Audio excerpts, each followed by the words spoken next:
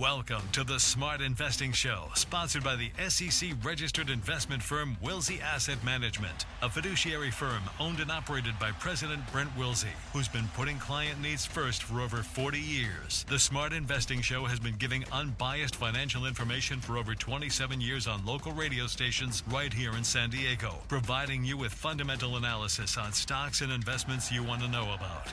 Now, here are your hosts, Brent and Chase Wilsey. Well, hello, and welcome to the Smart Investing Show. I'm Brent Wilsey, president of Wilsey Asset Management. Well, I got to get a better start here. Great to have you here today. As always, got a lot of important things to cover.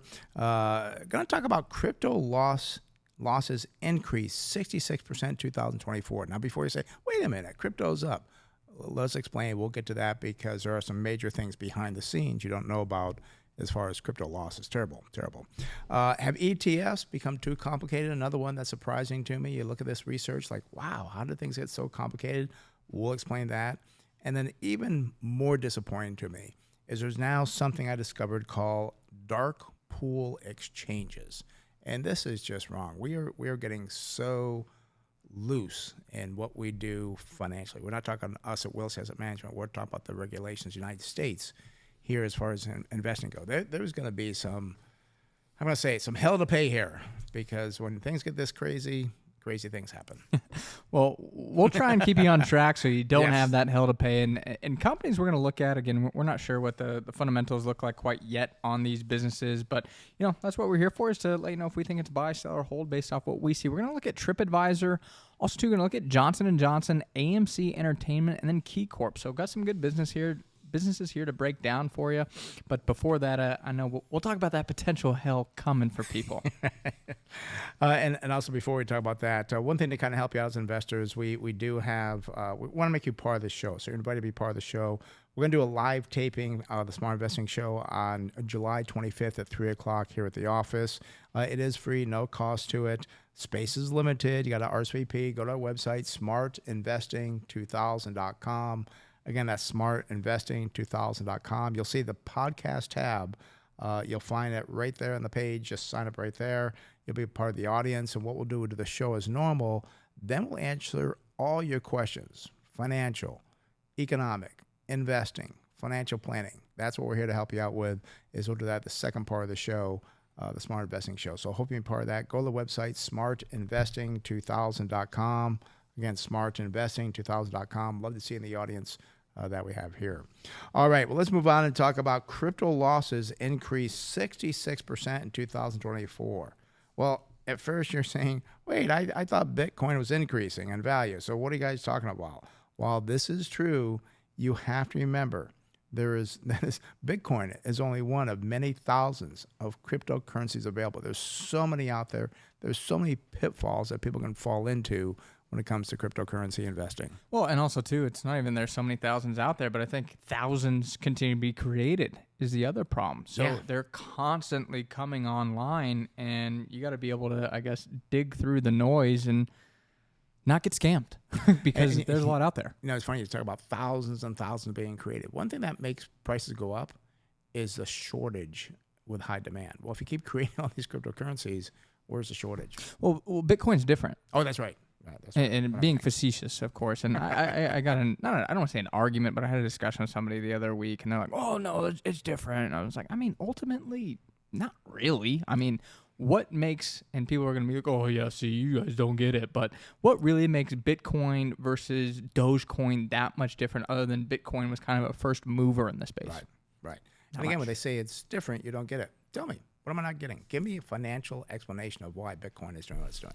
Yeah, there's not much to it. Yeah. So, and the problem here is, again, Bitcoin people still get scammed on because they get stolen money from. But in terms of, people losing money in fake cryptocurrencies, that's also growing. And the cryptocurrency space, it's, I'm going to say, devastating. According to the FBI in 2024, there was 149,686 complaints for total losses of $9.3 billion. The problem here is, as well, you have people all across the world that are using these cryptocurrencies to scam people. It's atrocious in my mind. And what actually happens that you might do well with Bitcoin. oh, I'm going to try this one. I'm going to try that one. You drop your guard of everything else. And that's how, again, that's nearly 150,000 complaints in 1 year. And not a lot of people don't have cryptocurrencies. So it's just getting crazy here. And what I was surprised about to learn that people over 60 years old, more in my age bracket, I thought they knew better not to gamble. But with cryptocurrencies, that was a group that lost the most, nearly 1/3, about $3 billion, people over 60. But again, they're getting scammed because there's some, I hate to say it, some good scammers out there that can sell you, beachfront property in Arizona. Yeah, I mean, I know you said you're surprised. I'm really not surprised that group was actually scammed the hardest. Yeah, probably here in this case. I mean, because when you look at it, my age group, I don't do this, but my age group, they know about the ETFs, they know about the digital wallets, and they know how to actually, I'm going to say, buy cryptocurrency, where the older generation's like, I heard my grandson tell me about Bitcoin and they made all this money, and this person comes to sell me about cryptocurrencies. Yeah, that sounds like a good idea. And then you get screwed over. And I think that is why the older generation is getting scammed, is because they hear this pie in the sky idea and how their younger, cohorts, so to speak, made money off of it. And that's a great explanation, because I've heard that happening. Well, my grandson told me about this, so I guess it's good. He's pretty smart. And he's smart because he made money in Bitcoin, not necessarily because he knew why he made money in Bitcoin. And it's just such a dangerous thing in my mind. Yes. And I also wasn't necessarily surprised about this, but California, Texas, Florida, that's where the most complaints came from, with a cumulative loss of, again, about that $3 billion level. Obviously not surprised by that, because those are the largest states here in the country. But Mississippi was actually the largest impacted on a per capita basis, as the number of crypto scams per thousand was the highest at 42.1. So again, Mississippi, unfortunately, they're taking the crown as being, I'm going to say, the most uneducated in the crypto space. Yeah, I was surprised by that, but put it that way, I guess not so much. And I tried to compare this to give people, like, what does that mean? Is that a lot? Is that a little? 150,000 complaints? So what I did, the best we can do, because the FBI does not oversee equity markets. That's done by the SEC. So there's a far higher number of equity investors with larger dollars in stocks. The SEC reported nationwide just 583 enforcement actions for stock scams or stock complaints in 2024. So 500, we'll call it 580, versus 19,000. Oh, not 19,000. 150,000. 150,000. I mean, that is such a wide variance. And these complaints, they include a lot of things: charges against advisors for untrue or unsubstantiated statements. It's just, I really thought that number was going to be higher, and I double checked it. Like 583 in 2024. That's not very many when you think of the number of people in mutual funds, ETFs, stocks, bonds. I mean, that's all those investors. 583 versus 150,000. Yeah, and I mean, also too, the interesting thing I look at was the new, I'm going to say, issue here is AI washing, which charges firms for making false or misleading statements about their use of artificial intelligence. This is something I'm sure advisors are saying, like, yeah, we do AI, and they kind of pull people in. And it's like, no, you don't.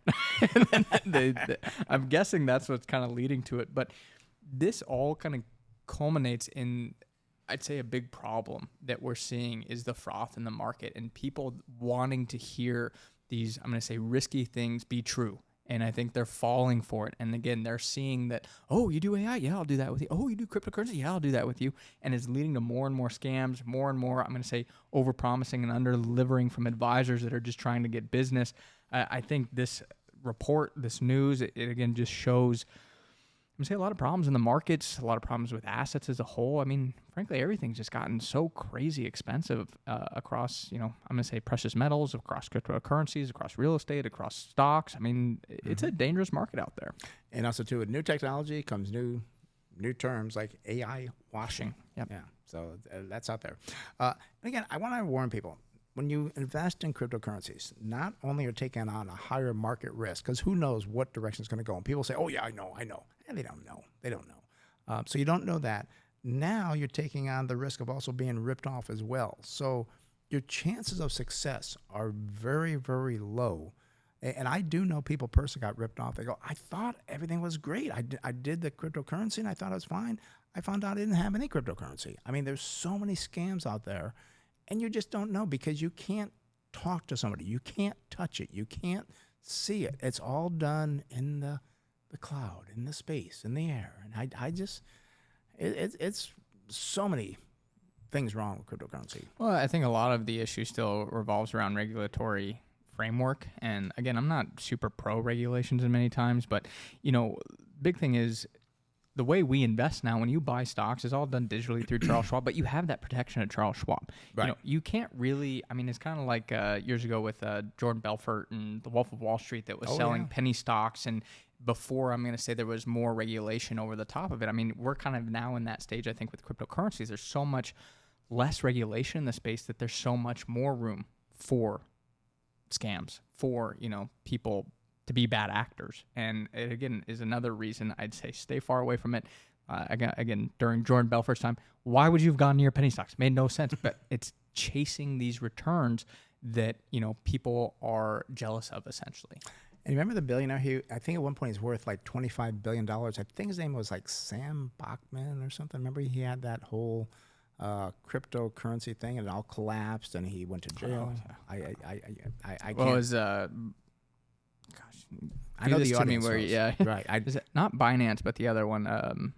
But again, that was a huge I think scam. it was like Friedman or something, because I remember it was like Sam Friedman or yeah, something like that. But anyway, another big scam. I think there's probably another one coming up here in the future. Something like that will fall apart. But let's move on and talk about ETFs because, Sam Bankman-Fried. There we go. It go. should have been Sam Bankman-Fraud is what I always said. Yeah, that's what it was. Thanks for looking that up. Yeah, and it was FTX was the name of the company. I don't know why I just totally blanked on that. Well, I just threw it out there, and it just came to my mind, and half of it came to my mind. You had to fill in the part, but thank you for completing it. Let's talk about ETFs because they have become too complicated. Now, the first ETF, well, it was launched about 30 years ago, back in the early 90s. They were simple in design. You generally bought them because they held a set group of stocks or maybe bonds, maybe used an index and had a low fee. And it was a pretty simple thing, and it was very popular back in the 90s. But the problem is today, so many. There are now over 4,000 ETFs that are listed on the New York Stock Exchange. And for comparison purposes, there are only 2,400 individual stocks listed on the exchange. So 1,600 more ETFs than individual stocks. And in 2024 alone, 700 new ETFs were launched, and 33 of those tracked cryptocurrencies. The assets, frankly, they ballooned in ETFs to $11 trillion, and they now account for 1/3 of money invested in long-term funds. So again, a huge surge in these ETFs. Yeah, and it's just something that, and not all that growth is organic, and some of it has come from open-end mutual funds. Actually, about the past 2 years, open-end mutual funds lost about $1.2 trillion to ETFs. There are now 1,300 active ETFs, which they actually manage a portfolio like you would get in the mutual fund before was one of the benefits. So now they're doing the indexes and stuff in the ETFs. They're doing the actively managed ETFs. And a big difference is those funds can now be sold during market hours. When open-ended mutual funds before years ago, I remember back in the 90s when I first started doing this, you had to wait till the end of the day, like, oh my gosh, market's crashed. You got to wait till the end of the day for that net asset value. But now that it's changed, nearly half of the 1,300 active ETFs were launched just last year. So that scares me. There are so many things that scare me. I've been doing this for 40 years. There is so much out there that's scaring me investing-wise right now. Well, and honestly, the active ETFs are probably going to be the ones that are launched going forward, because how many passive ETFs can you have? You already have all the indexes accounted for. Remember last week we did the ones for the Republican, one for the Democrats, so that was something unique. But that was an active. That's not going to be passive. That's not an index. Those are going to be, kind of... Well, I guess that would be active because an index passive is going to be your S&P 500, the NASDAQ, the BND, which is your bond index. The index is already accounted for. Pretty much everything else that's going to be added is probably going to be active.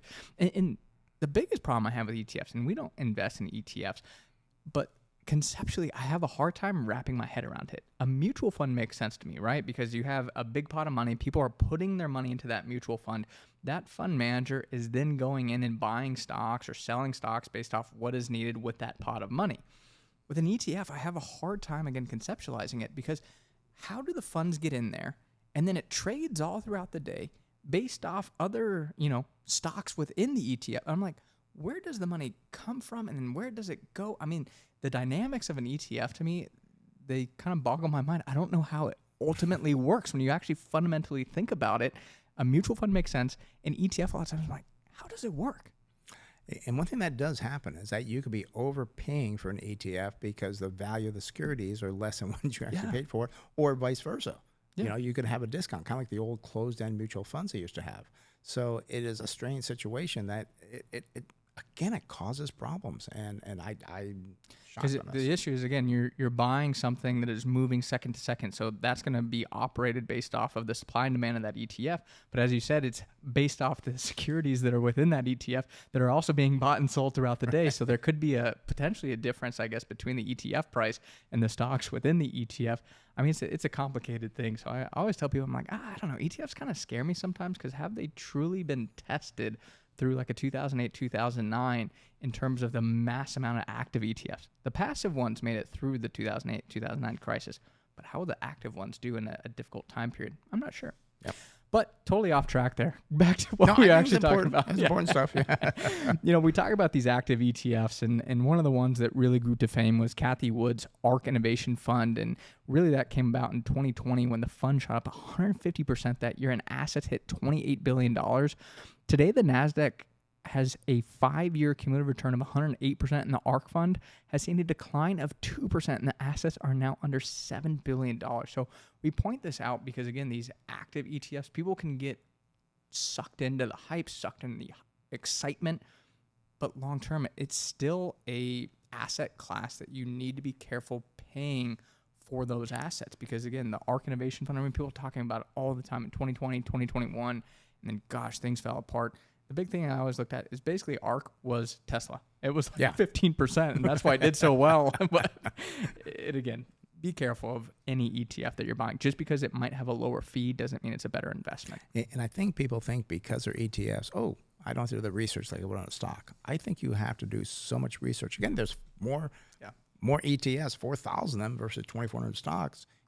You've got to look around and really know what you're getting into. And what I don't like about ETFs is that it's like going to the store and say, well, I want, some meat and potatoes.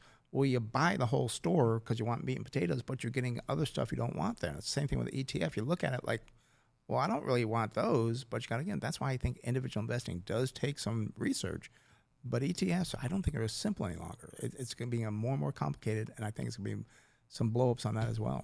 I mean, they're similar to mutual funds at the end of the day, but they're also different. So we've never been a fan of mutual funds, and I'm not a fan for ETFs is the same reason that I'm not a fan of mutual funds at the end of the day. Right. And because, as you said, it's a culmination of investments that you're going to like some, and you're not going to like other pieces of it. One other thing I want to point out to people, too, is investing in commodities with ETFs.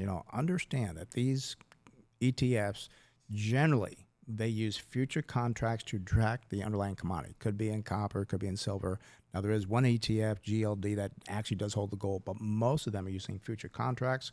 And you got to remember, commodity futures are not a perfect vehicle, and they generally work better for speculators than they do long-term investors. Short-term investors do better with futures contracts. So one exception, again, is the SPDR gold shares, GLD. These are exceptions. But most of the time, if you think, this, and I don't know if we're talking about it today with copper, I'm going to buy some copper. I'll buy a copper ETF. You're not really holding copper. You're getting the futures, which could be in the wrong place at the wrong time. And copper could do extremely well. Like, I lost money. What happened? Futures. Yeah, I know. Contracts. It's, as you said, you're not buying the asset. You're buying a derivative of the asset or the futures contracts. It's not really the asset, which people, I think, a lot of times misinterpret. Yeah. Let's talk about what are dark pool exchanges. A dark pool exchange, and he didn't even talk about this, but it's an off-the-exchange platform where institutions can trade without broadcasting their buying or selling intentions publicly. Yeah, and I didn't know this, but exchanges, I mean, it makes sense. Exchanges and market makers, they make up nearly 87% of the daily trading volume. The other one is kind of made up, again, by these dark pool exchanges, that 13%. And these dark pool exchanges, they're trying to step in and do more of the trading. Obviously, to try and make more money, most likely. Exactly. But I believe this will leave the small investor in the dark, and they may not know what certain stocks are trading at. Because, again, this is kind of done behind the scenes, and it can be, again, dangerous. Anything that says dark, I'm like, whoa, I don't know about that. Dark web, dark exchanges. You don't want to go there. It's dark. Yeah, I like the light. I like the light. I just see what's going on. I'll be poking around in the dark there. disappointed here. FINRA, another regulatory body, they seem to be okay with this.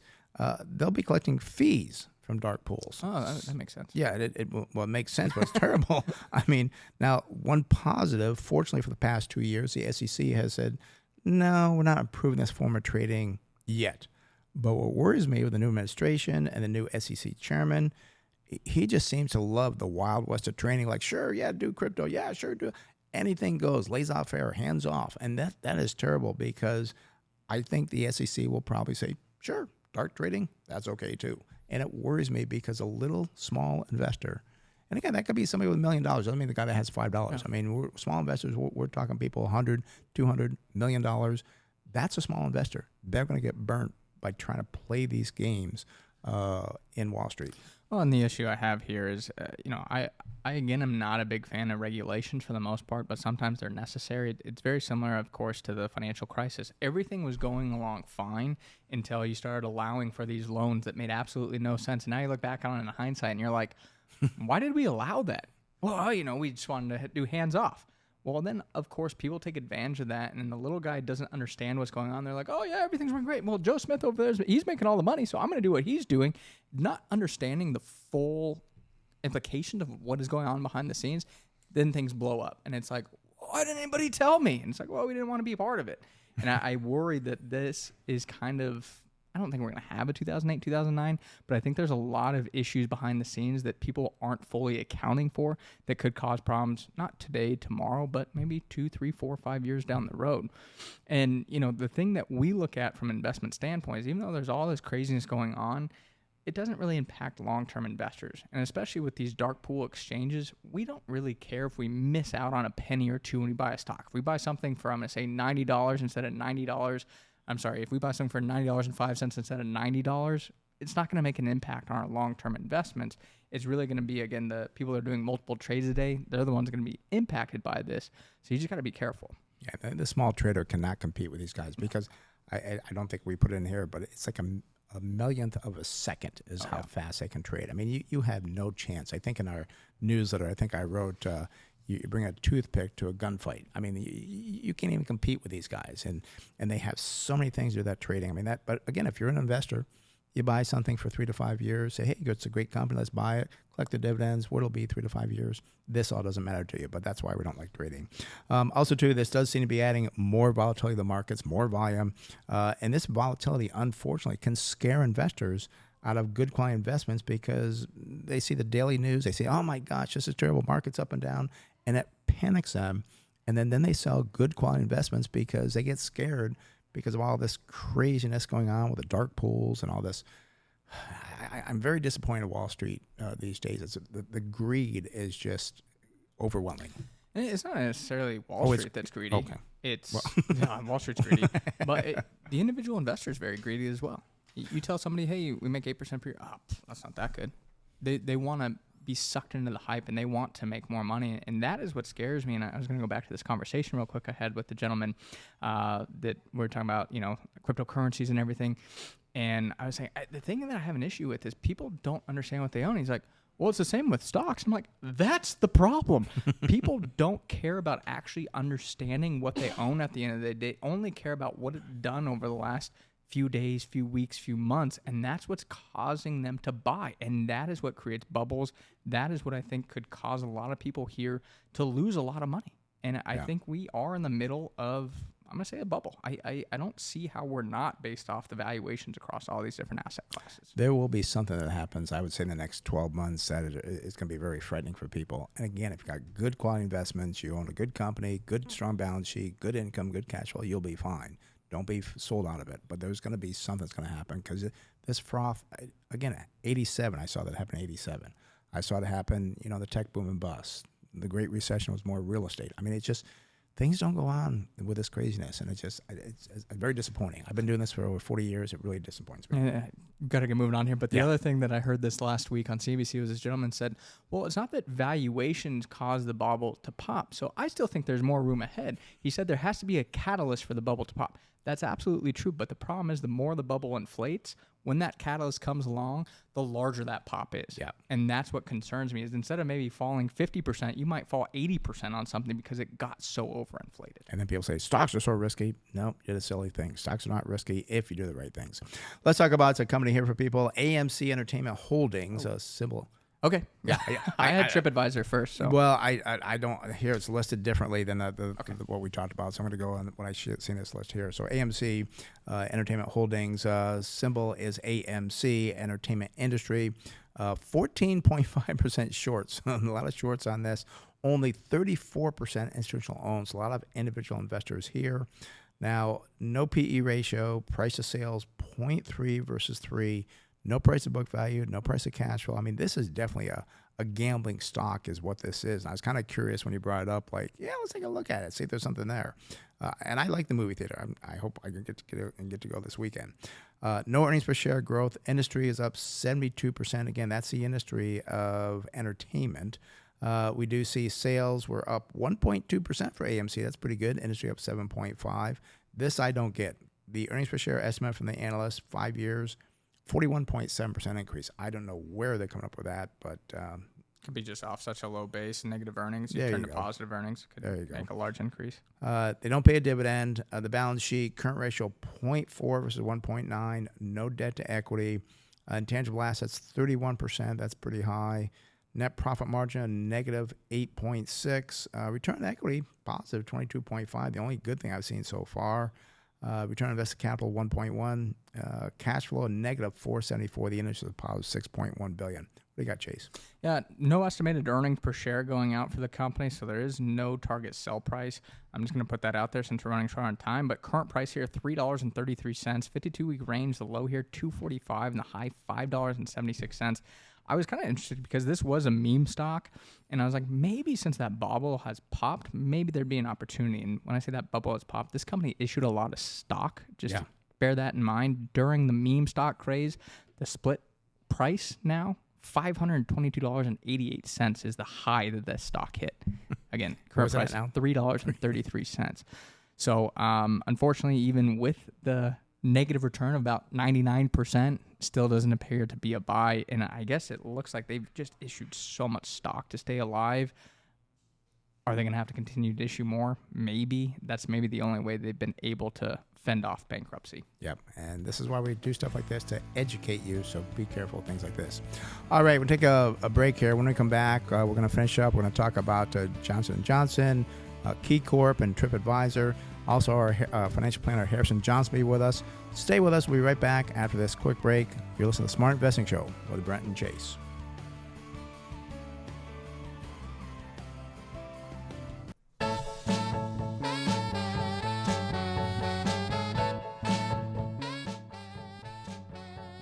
All righty. Welcome back to the Smart Investing Show. I ran out of time. I want to promote the newsletter because all the information comes from our newsletter. It goes out every Friday at 5 o'clock by email. Other topics on there that were very important, very helpful for you. It's hard to always choose just 3 every week. But Wall Street greed hits Vanguard Mutual Fund Company. Harvard may not really have $53 billion in their endowment fund. You got to read about that.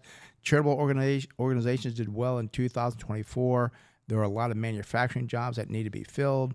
18 and 24-year-olds, well, they're spending less money, but that's not a good thing. And then, can you invest in OpenAI and SpaceX on Robinhood? I want to talk about that today, too, but we just don't have enough time. We need a 4-hour show, I guess, to cover all this. But you can get the newsletter, smartinvesting2000.com. Again, that's smartinvesting2000.com. And if you want to be part of the live show that we're doing, the live taping on July 25th here in the studio at our office here in Scripps Ranch, go to our website, smartinvesting2000.com. That's smartinvesting2000.com. That will be Friday, July 25th at 3 o'clock, the live taping here. And we'll do the normal show. Then the second part of the show, we'll have you to ask questions about finance, about investing, about stocks. Harrison Johnson, I see if people here, so I can ask financial planning questions. So it's going to be a great time to really make you a smarter investor. And before we go to Harrison, Chase, you had one comment you want to make about AMC. I wanted to put that in there. Yeah, I kind of ran short on time, but talk about how AMC has issued a ton of shares over time. That's kind of made them, I'm going to say, solvent and not file bankruptcy. And they seem to play these Wall Street games and trying to time different things. And you may remember the ape shares that they kind of issued. I remember I didn't get what they were, but I remember the ape shares. They were like preferred equity units that were kind of part of, the people that were the apes that were going to, take over society because they were going to make all this money off AMC. Well, that came out in August 2022. They actually reconverted those shares back into AMC stock about a year later. So definitely not a good experiment. And also, too, talking about that dilution, back in 2020, there was about 26.6 million shares outstanding for AMC. Now there's about 375 million shares outstanding. Wow. So that is why the share price was like $550, even though it never hit that. It's because of all that dilution, all the shares that they've had to issue to stay alive. And just in case people miss it, we are not recommending a buy in AMC. Well, let's move on here and talk to Harrison Johnson, our CFP. He's here with us now, financial planning. I saw this here. Is Social Security now tax-free? I thought it was kind of tax-free before. It wasn't. I mean, so kind of clear the waters here for us. Yeah, this was one of the big questions with this tax bill that now was signed last week. So in a short answer, is Social Security now tax-free? No, it's not. Social Security is still potentially taxable. Before the law was passed, most states do not tax Social Security. California doesn't tax it. There are like 7 or 8 that do, but most states do not tax it. So it's only a federal thing, which the law was a federal law. On the federal side, between 0 and 85% of your Social Security benefits are reportable as income. That ratio is based on the other income that you have. So the more other income that you have, the more your Social Security is going to be reportable, and that has not changed. So somewhere between 0 and 85% of whatever Social Security benefits you receive is going to be reportable on your tax return. So that didn't change at all. But what did change that kind of offsets that in a way is the standard deduction has been increased, and this is as of 2025. So this tax year, 2025, and it's going to, this portion only lasts for 4 tax years. Standard deduction is increasing. So for a married couple, before this law change, the standard deduction this year would have been $30,000. So across the board, all married filing jointly tax filers are receiving a $1,500 increase. And then for people who are 65, before this, if you're a married couple, you got an extra $3,200 deduction. And now on top of that, you get an extra up to $12,000 deduction if you're over 65. So now 2025, if you're over 65, married filing jointly, your standard deduction can be as high as $46,700. Pretty large. It is quite large. That to me is better than getting Social Security tax-free. Well, and then I'm thinking too, is like 65, like I don't want my Social Security yet. You still get that standard deduction of, what do you say, 46,000? Yeah, so it's up to 46,700, and you're 65 or older, and that it's a deduction against all income. So right. Social Security, interest, dividends, capital gains, IRA distribution, any ordinary income source that you have. And the interesting part about this is it's basically $6,000 per person if you're 65 or older. So a married couple gets $12,000. That deduction exists even if you itemize. So it's not included in the standard deduction itself. It's an above-the-line deduction. So whether you claim the standard deduction or if you itemize, because itemized deductions now potentially will come back with the increase in the SALT limit, you could also get this $6,000 to $12,000 deduction even by itemizing. And if you start collecting Social Security at 63 early, you don't get that deduction, so you still pay the same as before. You still pay the same, and again, the Social Security itself is still reportable. So if you had between a married couple, $60,000, which means at most about $51,000 of it would actually be reportable. That's 85%. That's still going to be reportable. But that's a part of your gross income. Your gross income is then reduced by these deductions, standard deduction, itemized deduction, this extra $12,000 deduction that brings down your taxable income, and then your taxable income is, it gets applied to the tax brackets. So 65 or older, you get this extra deduction. Overall, some people this will help more. Some people would have been helped more by having no taxes on Social Security, but there's a lot of people out there, even before this, who didn't pay taxes on Social Security, because their income was low enough where 0% of the benefits were taxable, or there's also people where even where they had Social Security that was taxable, the existing standard deduction or itemized deduction at the time was large enough to completely offset it, bringing their taxable income down to 0. So now this extra deduction could just, further reduce taxable income, meaning more people will either have a lower effective tax rate on their Social Security or potentially have it be tax-free. And the thing I look at, the reason I say I think it's better than getting Social Security tax-free is it enables you, if you know the rules, to plan accordingly. So I'm just kind of throw out a scenario here. Maybe you don't collect Social Security at 65. Maybe you work at doing Roth conversions during that time period, then start collecting Social Security in a couple of years, and then again, depends on your situation, but then your lower tax liability or your tax liability essentially shrinks over your lifetime. I mean, I think it enables you to be more flexible by having that higher standard deduction rather than getting no tax on Social Security. It's definitely going to be more complicated. Yeah. And what I mean by that is this extra $6,000 to $12,000 deduction, whether you're single or married.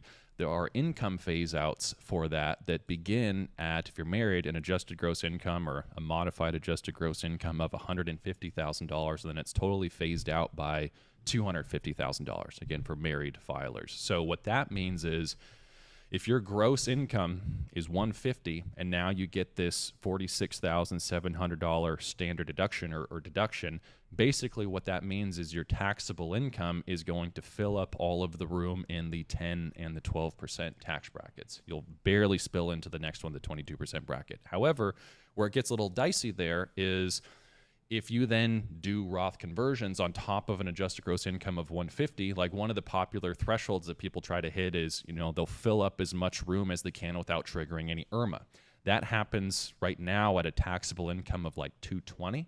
Well, if you increase your taxable income up to that level, you might be in that 22% bracket, might not hit IRMA, but now that deduction, instead of getting a $12,000 deduction because your AGI is higher, now you only get like a $3,000 deduction or whatever it is because of that phase out. So you're not only taxed then on the conversion that you did to fill up the room in that tax bracket, but now your taxable income is also larger because of the loss of that deduction that you have. So it's going to be, I think it's going to make my job more complicated to kind of navigate this and tell people what to do, because there's all this nuance where you make this one decision that has an influence on your income, but then there's all this ripple effect where it affects income in other ways. And then throw one other kink into the equation, and that is the fact that this is not permanent, right? It's not permanent. So it's only 4 tax years. Yeah. So 25, 26, 27, and 28. Other things are permanent. Like another thing that will have an influence on the overall Social Security taxation is the fact that the tax rates themselves are not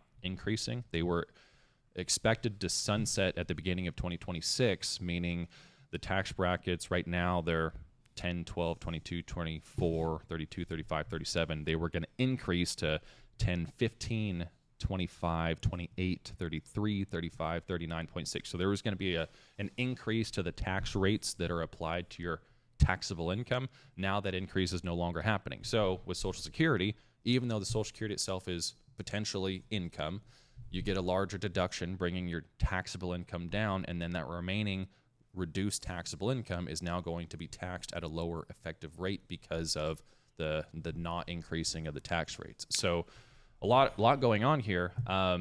Overall, there are people who would have been benefited if all of their Social Security was tax-free. Again, if you had, $50,000 a year of taxable Social Security, if that was all tax-free, that'd be like a $50,000 deduction. Yeah. The deduction now is not that high, but now there's other people who don't have that much Social Security or who are not taxed on it anyway. Now this extra deduction offsets other income. So it's going to be something where it needs to be navigated, but that's part of the fun of it, I guess. Yeah, and this is why, financial planning, true financial planning like you do, has become so important for people because it's so complicated now. And this affects that and so forth. So this is why you need to visit a fee-based financial planner, which Harrison is, because you're lost without it. People make the wrong decision. If you go to a financial planner that does investing and financial planning, you're probably not getting the full scoop. So Harrison, thank you very much. We appreciate it. You want a free consultation with Harrison, go to the website smartinvesting2000.com. Again, that's smartinvesting2000.com. Or give him a call directly at the office, 858-224-0004. Again, that's 858-224-0004. And again, Harrison Johnson, free consultation. It is just so confusing, these new tax laws. And the CPAs don't really do a good job. They know the tax side, but they don't think about how it affects the investment side. Well, many times they look at And some CPAs do tax planning, but a lot of CPAs don't. They'll do tax filing. So they'll look at, in this case, when you file your taxes in 2026, they'll look at what happened in tax year 2025 and not think about, well, what's going to happen in tax year 2026, 2027, 2028, 2030, or not 2020, 2030, and that is what a true financial planner does, is look at your long-term tax liability, not just your tax liability from the most recent tax year. But the other thing CPAs don't do is they don't look at the opportunity cost of the investments. They always look at the tax side. Harrison looks at both sides. We do this is going to happen here. It's going to be good on taxes, but it could hurt your investment side. So that's why a good financial planner is that really knows taxes and investing. Great tool. Give them a call, 858-224-0004. Let's move on to companies where you spend a little bit more time there on the tax side on financial planning. But let's talk about Johnson & Johnson. That's a major drug manufacturer. I'm sure you've heard of them. Not much short on the float there. It's a 0.7%, 74% institutional owned. They do have a PE ratio, not too bad, 17.5 versus 25.2. Price of sales, 4.3 versus 4.1. Price of book value, 4.8. That's better than the industry at 5.6. And price of cash flow, okay, 15.4 versus 15.1. PEG ratio, 3.5 versus 4.2. That's good, but not a great PEG ratio. They have grown their earnings by 36% year over year, but the industry was up 35.4%. Sales did increase by 3.2%. The industry was up 11.3%. The 5-year earnings per share growth estimate from the analysts, 4.3, not as good as the industry at 11.3. They've been known for paying dividends for years. The current dividend yield is 3.3%. They use 55% of their earnings to pay that out. And look at the balance sheet. Quick ratio, 1.3, same as the industry. Debt to equity, very good, 0.7. The industry is a 6. They do have a lot of intangible assets, unfortunately, 42% versus 37%. Net profit margin for Johnson & Johnson, very good, 24.4 versus 16.2. Return on equity, also very good, 27.9 versus 32.1. Wow, I love this number. Free cash flow for Johnson & Johnson, $18.5 billion, about double the industry at $9.8 billion. So we love free cash flow because you can do a lot of things with it. You can buy back stock, you can buy companies, you can pay dividends. Free cash flow, very important when it comes to investing. Chase, what do you got? Yeah, I was kind of looking at this, and frankly, I was surprised. We haven't looked at Johnson & Johnson in a while, so right. I don't know if we ever have. I don't know on the show. I personally, I'll just look at stocks sometimes for fun. Yeah. Johnson & Johnson is one that I'm like, we'll look at it today. It always seems too pricey. It always does seem too pricey, right. And that's why I'm so surprised, because the current price here for J&J is now $156.90. The 52-week range is $140.68, and the high here is $169.99. Over the last 5 years, this stock has pretty much done nothing. I mean, you've collected a decent dividend. We'll call it around 3%. I'm not sure how much they've increased during that time period, so maybe it is a little bit less than that if they've increased substantially. But the 5-year return now is just 8%. So, I mean, it's kind of been, I'm going to call it dead money over the last 5 years. Going forward, the company now, not quite a buy, but we do have a target sell price above the current level. We got to December 2026. I see estimated earnings per share of $11.13. Gives you a target sell of $184.76. It trades around 14 times those future earnings. So it'd be in the hold category for us, but I remember for years it's always like, it's too expensive, and now finally it's below the target sell price. Yeah, and that's kind of surprising. That's why we don't like to buy companies that are expensive. Again, I think you said over the last 5 years, up 26%, which is not terrible. But that's with dividends, 26%. With dividends, yeah, 26%. The price return's 8%. 8%, there we go. So even with dividends, up 26%, which better than losing money, but still is not as good as it could be because it's always been very pricey. I think there's something else going on with Johnson & Johnson. And they've always had, lawsuits and everything else. There's something else I think you have on Johnson & Johnson, don't you? This is where I'd be careful, even with Johnson & Johnson trading under our target sell price. I'd want it to be more inexpensive because we're going to have to see what happens with tariffs. I mean, President Trump has now talked about a potential tariff of up to 200%. Now, I think that is him being a little bit over the top. I don't think it's actually going to come out as 200%. And he said that these companies have a year and a half to kind of work on deals to actually bring manufacturing back to the United States. I don't know what J&J's manufacturing print looks like, what their imports look like, but if they do bring a lot of products back to the U.S. from other countries, whether it's 200%, 50%, whatever it might be, that could be problematic for their expenses going forward, and that could have a huge dent on earnings. So trading at 14 times with a large potential risk to earnings, I'd want to see a little bit more of a cushion, I'd say, before stepping into Johnson & Johnson. And I know it wasn't Johnson & Johnson, it was another drug company, but I was surprised on how much of the drugs, it's a U.S. company, that are manufactured overseas that they bring back over here. And that's what President Trump is saying, is like, if you're going to do that, we're going to put a tariff on them. If you're going to make drugs, you got to make them here in the U.S. So that could change things. So this could be a boom for the economy. But the problem I look at is like, we're going to have to use a lot of robotics, AI, legal immigration, because we just don't have the people. And again, to build a factory is not done in 2 months. I mean, it's going to take a few years. And right or wrong, the truth of the matter is, if you bring that manufacturing back to the U.S., your expenses are going to be higher than they are likely in other countries. So where we are today versus a higher tariff or higher expenses in manufacturing here in the U.S., it's going to drive, I believe, higher expenses in these businesses. And I think it depends on how much automation they can pull out of that, because it's going to be star of the eight, all these new factories. You do have the distribution costs. You do have labor in other countries. They're not going to be able to do that in a year and a half, though. Oh, no. I mean, you look at their earnings over the next 2 years, right. I mean, you could have a big problem with earnings falling a little bit here, as expenses could go up substantially. What worries me is that it'll probably be in about 3 years. What happens in 3 years? New presidential election. What if we get a different president? No, that's not good. We want to put stuff overseas. I mean, we've got to. This is a long-term commitment that is being made, and it could change in 3 years because a new president comes in and doesn't agree with it. Yeah, so that'd be a shame. I think the big point I want to try and make here is, while it looks okay, I think there are a lot of potential headwinds for companies in this sector. You got to have, I think, a more attractive valuation before you step in here, because there could be some issues brewing. I've always wanted to buy Johnson & Johnson, but it's always been too expensive. I thought it'd be a great company. But let's move on to a financial company, a banking company. We're talking about KeyCorp. Symbol is Key, K-E-Y. They're in the regional bank industry, only 3% short on the float there. 89% institutional owned. Disappointing, no PE ratios. It means they have no earnings over the last 12 months. Industry's at 9.7. Price to sales looks high too, 3.9 versus 2.7. Price to book value, 1.2 versus 1. And price to cash flow for KeyCorp is 110 versus 43. The only good thing, well, it's even not that great. PEG ratio 0.6, which is good, but the industry's at 0.1. And I kind of know KeyCorp. I know we've looked at buying this in the past, so I'm kind of disappointed so far in the numbers. No earnings per share growth, but the industry was down 40.2%. Sales were down 22.3% for KeyCorp versus an increase of 1.6 for the industry. The 5-year earnings per share growth estimate from the analysts is a positive 21.2, double the industry at 9.6, so that is good.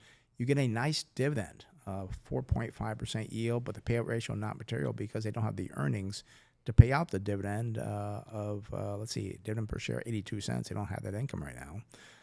We do see on the balance sheet, it's a financial company, so no current ratio. Debt to equity looks good, 0.8 versus 1.2. Net profit margin, 0.5 versus 28.3. Return on equity is a negative 0.6 versus positive 10.9. And then free cash flow is $102 million versus about $2 billion for the industry. So financials a little bit weak. What do you got, Chase? There's a current price here for KeyCorp. It's $18.33. The 50-week range, the low here, $12.73, and the high, $20.04. Year-to-date, the stock's done quite well. I'd say quite well. Up about 7%, so that's about matching, I'm going to say, the market. Over the last 1 year, though, it is up about 21%, so done well over that time period. Going forward for KeyCorp, though, we go out to December 2026 again. Estimated earnings per share of $1.75. That gives us a target sell price here of $29.05. And what kind of prompted the interest here is that they actually did receive an upgrade from UBS saying that they have superior capital arsenal, strong loan growth momentum, and the potential for net interest income upside surprises. KeyCorp has been interesting to me because it is a smaller regional bank compared to your large money center banks, which I believe will benefit more under the current administration due to less regulations. I think that should help their expenses. Kind of looking at the company, though, I thought, hey, maybe, these smaller banks would be consolidation targets. I think they would be a acquirer rather than acquiree. Really?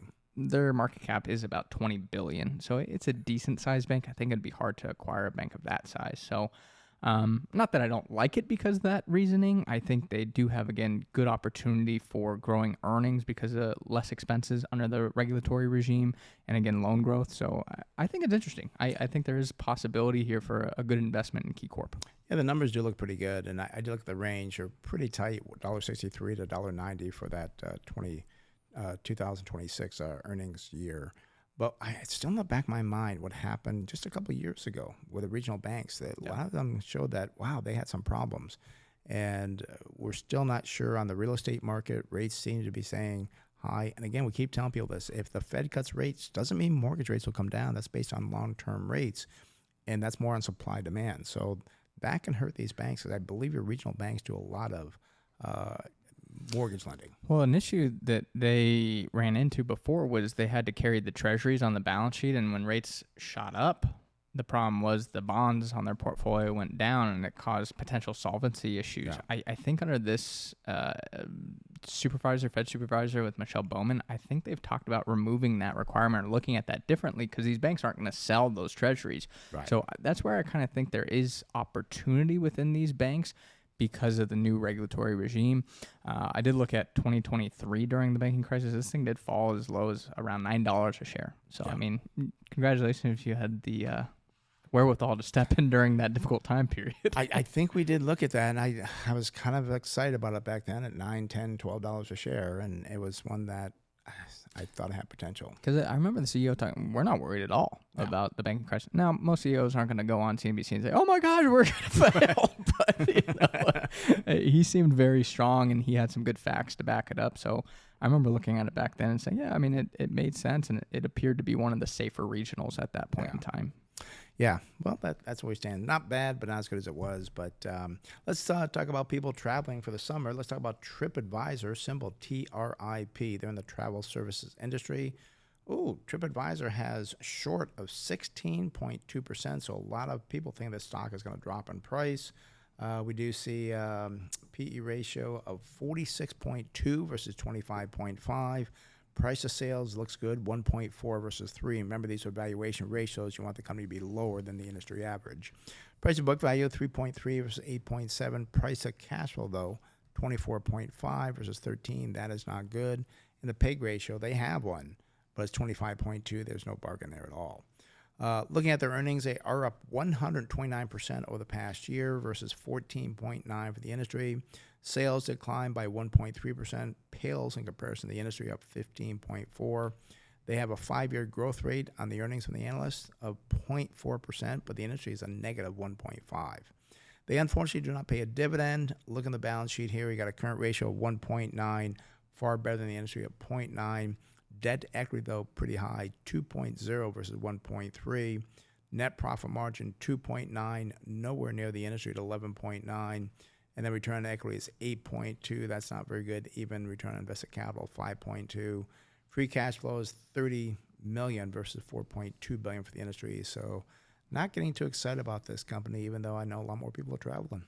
Yeah, and looking at the current price here, we'll look at the fundamentals for the business going forward, valuations, but starting the current price here for Tripadvisor, $18, 52-week range, the low here, $10.43, and the high, $18.66.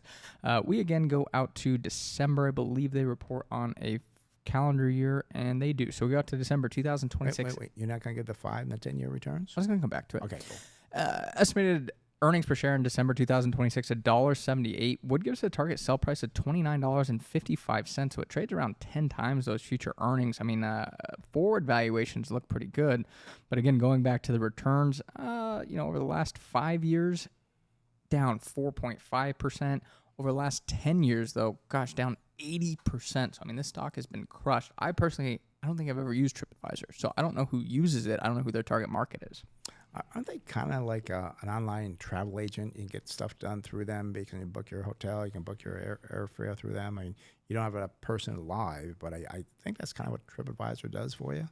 Maybe. Again, I've never used them. I know they have different assets here as well. I haven't heard of these, but it's called Viator, where they kind of let you book experiences and tours. So kind of your point. I also have something called the Fork, which I've never heard of, but it's kind of like Open Table in the U.S., I guess, but they're strong in Europe, Australia, parts of Latin America. I was surprised they do have, most of the revenue here in the U.S., but also about 30% of it appears to come from Europe, and then the rest of the world is 10 to 15%. So they are an international company. Wow. Yeah, I don't know much about it. I don't know anybody that uses it either, but I say stay away. I don't think it's worth the risk. Definitely not an investment. Yeah. All right, this is Closing Bell. Thanks for listening to Smart Investing Show. It is for information purposes only. It should not be used as investment advice.